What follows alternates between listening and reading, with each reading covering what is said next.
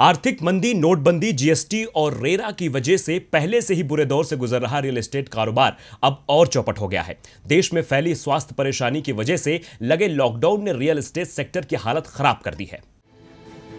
बीते करीब 7 वर्षों से लगातार गोते खा रहा रियल एस्टेट सेक्टर पहले से ही खस्ता हाल है। फ्लैटों की बिक्री में तेजी से गिरावट आ रही थी। इस सेक्टर से जुड़े कारोबारी सरकार से मदद की गुहार लगा रहे थे, लेकिन इस बीच स्वास्थ्य परेशानी सामने आ गई और रियल एस्टेट कारोबार पूरी तरह से जमीन पर आ गया।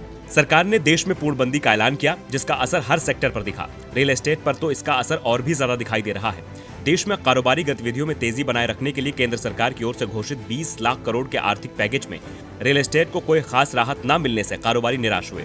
अब एक और बुरी खबर सामने आई है। दरअसल डेटा विश्लेषण फर्म प्रॉप इक्विटी के विश्लेषण के मुताबिक स्वास्थ्य मुसीबत के चलते देश भर में लॉकडाउन के कारण 9 प्रमुख शहरों में मकानों की बिक्री 67% घटकर 21,294 इकाई रह गई है। प्रॉप इक्विटी के अनुसार अप्रैल-जून 2020 के दौरान कुल मकानों की बिक्री 21,294 इकाई रही, जो एक साल पहले की अवधि में 64,378 इकाई थी।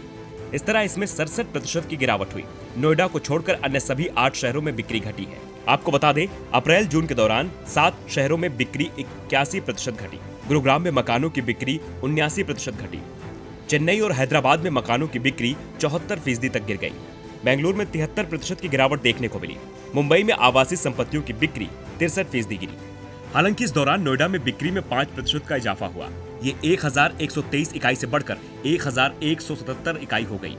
हाल में संपत्ति सलाहकार एनरॉक ने कहा था कि एक अनुमान के मुताबिक इस साल अप्रैल-जून के दौरान 7 शहरों में बिक्री 81% घटकर 12,740 इकाई रह गई है। इस सेक्टर में नौकरियां भी बड़ी तादाद में गई हैं। सरकार से मदद की गुहार तो लगाई जा रही है। देखना होगा क्या रियल एस्टेट के लिए किसी तरह के राहत पैकेज का ऐलान होता है। टीवी लाइव की रिपोर्ट।